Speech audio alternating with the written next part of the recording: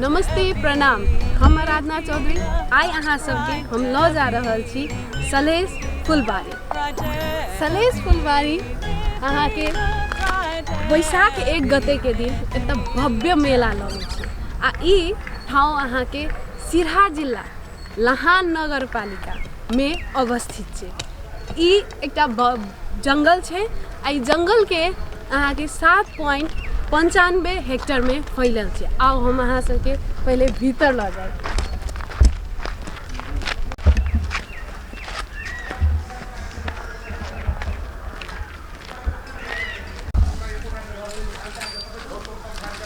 प्रवेश द्वार से अपना सब पैस के आप जत फूल फुलाइ छै ओत अपना सब चलल जाए। हमरे संग संगे आओ। एत के देख सकै छी अहाँ सुंदर वातावरण छै, मन होइ छै एते बैस जाए। लेकिन ई जंगल छै, आरो दिन तो एठाम बाघ भालू घूमैत हेतै, लेकिन एखन एत तो एकदम रमणीय वातावरण छै। आओ अहाँ के सबके हम और एकर अहाँ के अवलोकन करबै छी। देख सकै छी आप अपना सब एकदम वही जगह पर जा रहल छी जत फूल फुलाइ छै, ओकर विशेषता, ओ कोन गाछ पर फूल फुलाइ छै ओहि के बारे में हम अहाँ सबके एकदम नजदीक से अवलोकन करवा ला जा रहल छी। आप अपना सब एकदम नजदीक अब आबि गेल छी। आ एत अपने सब देख सकै छियै जे एत मंदिरो छै। अपना सब आब मंदिर आ ओ गाछ जत फूल फुलाइ छै ओत आबि गेल छी। आई 1 गते नहीं भेला के कारण फूल तो अपने सब नहीं देखबै एखन, लेकिन ई वह गाछ छै। ई गाछ वह छै जत फूल फुलाइ छै। ई गाछ के नाम अहाँ के हारम गाछ छै। एही पर एत सामने फूल फुलाइ छै और माला के रूप में फूल फुलाइ छै। आ एत ओही के संगे एत मंदिर छै, जय मालिन संगे राजा सलहेश के प्रेम प्रसंग जोड़ल छै।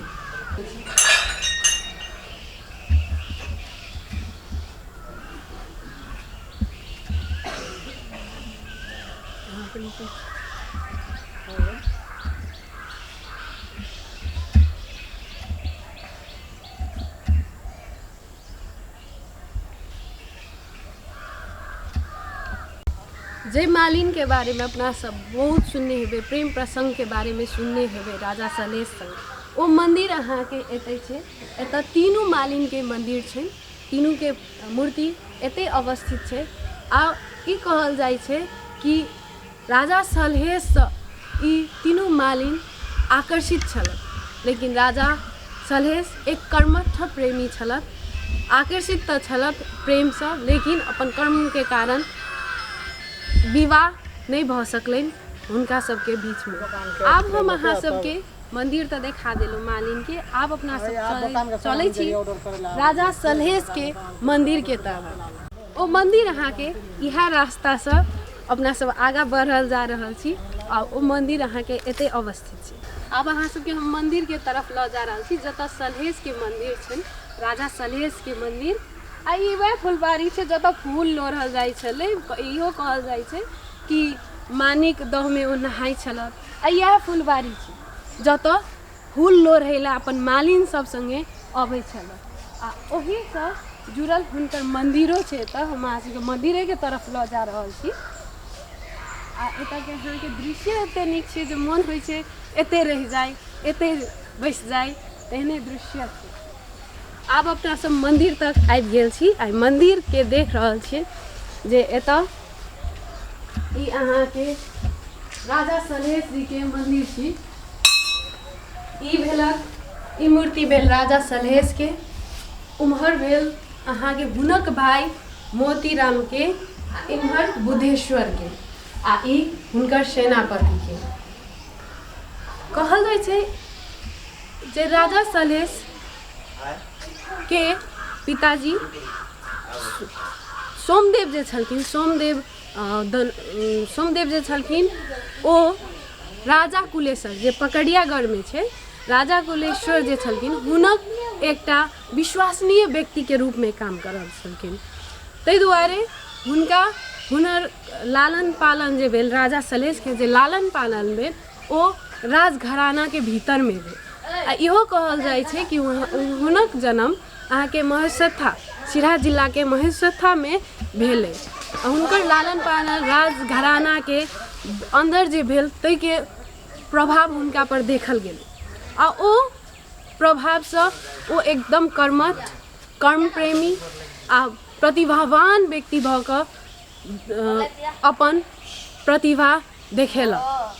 दिन बीतैत गेल, होइत होइत राजा सलहेश के प्रतिभा के बारे में सौंसे चर्चा हुआ लगा आ तकर बाद कुलेश्वर जे पकड़ियागढ़ के राजा छलखिन हुनकर सेनापति जे छलखिन चोहरमल हुनक बीच आ राजा सलहेश के बीच एगो पहलवानी के आयोजना भेल आ शर्त छलै जे हारतै ओकरा अपन पद से छोड़ऽ पड़तै, मतलब राजीनामा दिअ पड़तै से। आ ई पहलवानी अहाँ के शुरू भेल। ई 3 दिन तक लगातार ई पहलवानी भेल। नहीं कहैत राजा सलहेश अपन प्रतिभा से ओहो पहलवानी जीत गेला आ जीतला के बाद ओ सेनापति राजा कुलेश्वर के सेनापति के रूप में नियुक्त भेल। ई देखैत चोहरमल के बर्दाश्त नहीं भेलै आ चोहरमल एक योजना बनेलक कि चोरी के एगो योजना बनेलक आ चोरी के योजना में की केलक ओही राज्य से सामान चोरा क जेना सोन चांदी गौर गहना ल क भाग गेल। ई बात अहाँ के राजा सलहेश के पता चलल।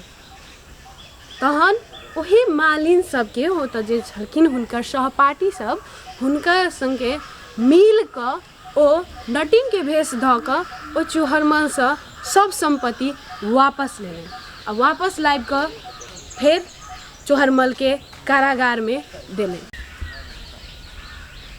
हुनकर सेनापति के रूप में स्थापित भेल आ एहि के बारे में सौंसे चर्चा हुआ लागल।